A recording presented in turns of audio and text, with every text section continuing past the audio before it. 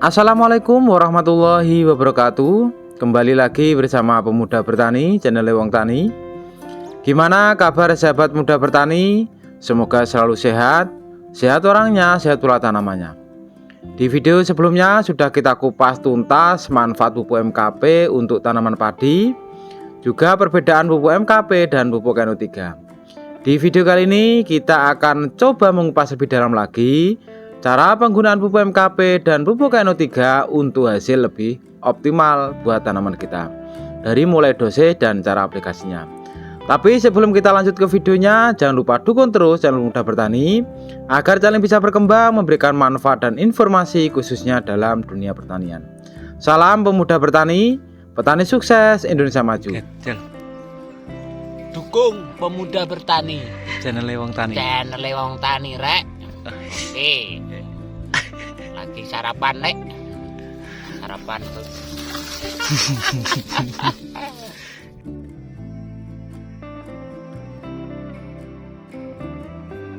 Sebelum kita membahas lebih jauh tentang penggunaan pupuk MKP dan pupuk NO3 yang baik dan benar, yang perlu kita ketahui apa itu pupuk MKP dan apa itu pupuk NO3.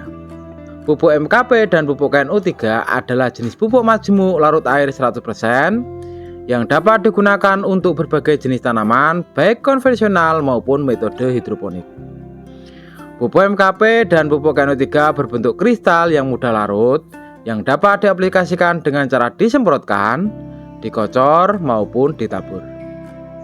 Pupuk MKP dan pupuk NO3 memiliki kualitas yang lebih baik dibandingkan dengan jenis pupuk lain karena sifatnya yang mudah larut sehingga mudah dan lebih cepat diserap oleh akar tanaman. Untuk kandungan pupuk MKP dan KNO3, pupuk MKP adalah pupuk potasium fosfat atau monokalium fosfat dengan kandungan hara fosfat dalam bentuk P2O5 52% dan kalium dalam bentuk K2O 34%. Sedangkan untuk pupuk KNO3, terdapat dua jenis pupuk KNO3 yang dibedakan berdasarkan kandungan haranya, yaitu KNO3 merah dan KNO3 putih. Pupuk KNO3 merah memiliki kandungan hara nitrogen sebesar 15% dan kalium K2O sebesar 14%. Sedangkan pupuk KNO3 putih, kandungan haranya adalah nitrogen 13% dan kalium K2O 45%. Bagaimana cara aplikasi pupuk MKP dan KNO3 yang baik dan benar agar mendapatkan hasil yang optimal buat tanaman kita? Pupuk MKP maupun pupuk KNO3 merupakan pupuk berbentuk kristal yang mudah dilarutkan dengan air. Kedua jenis pupuk ini dapat digunakan dengan berbagai metode aplikasi, yaitu dengan cara dikocorkan ke tanah atau akar tanaman, disemprotkan ke daun, ditaburkan di sekitar perakaran maupun untuk sistem hidroponik. Untuk dosis dan waktu aplikasi pupuk MKP dan pupuk NO3. Untuk pupuk MKP untuk tanaman semangka, kalau kita aplikasikan dengan cara dikocor atau siram, ini bisa kita gunakan 5-10 gram per liter air. Untuk aplikasi semprot 3-5 gram per liter air. Untuk interval 1 minggu mulai umur 21 HST 3-5 kali aplikasi. Kalau untuk tanaman melon untuk dikocor, ini bisa 5-10 gram per liter.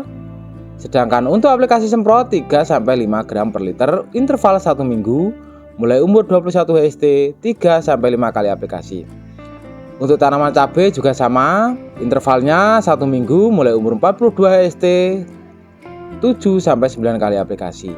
Jadi dimasukkan mulai tanaman masuk masa generatif. Kalau untuk tanaman bawang merah, ini juga sama. Ini bisa kita aplikasikan dengan cara penyemprotan 3-4 kali aplikasi. Sedangkan untuk penggunaan pupuk KNO3 merah dan KNO3 putih, yang kita ketahui pupuk KNO3 ini ada dua jenis, yang satu merah dan yang satu putih. Untuk yang merah, untuk tanaman padi ini bisa kita gunakan dengan dosis 25-30 gram per hektar. Bisa kita aplikasikan mulai pemupukan pertama dicampur dengan urea atau pupuk lain dan ditaburkan.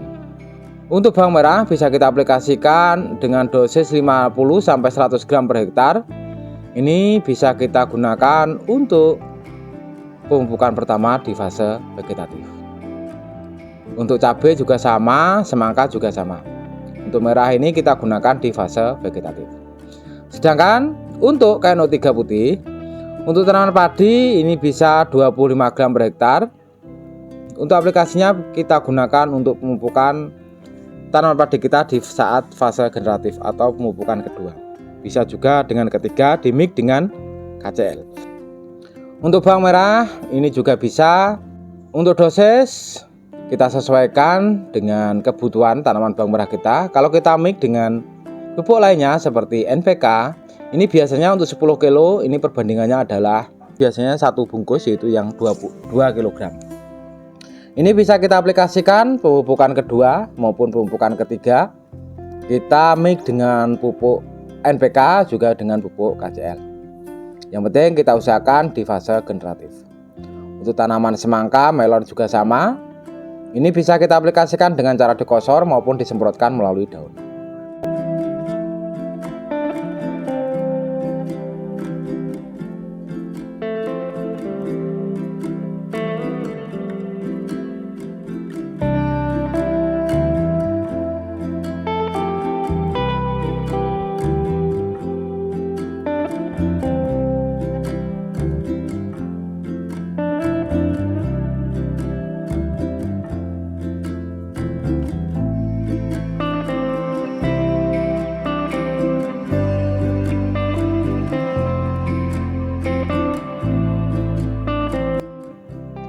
Setelah kita mengetahui dosis dan kegunaan dari pupuk MKP dan pupuk KNO3, manfaat kegunaan pupuk MKP dan KNO3 ini sangat besar sekali.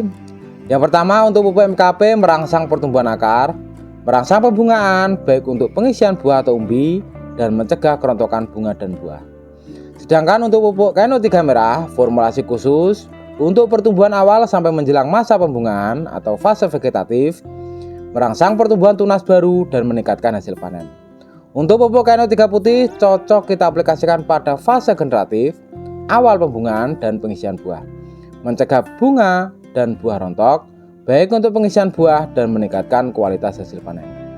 Demikianlah cara penggunaan pupuk MKP dan KNO3 untuk hasil lebih optimal pada tanaman kita. Semoga bisa bermanfaat. Untuk sahabat-sahabat muda bertani yang baru bergabung di channel Muda Bertani, bisa melihat video sebelumnya, yaitu manfaat pupuk MKP untuk tanaman padi dan juga perbedaan pupuk MKP dan pupuk KNO3. Nanti linknya akan saya catat di deskripsi.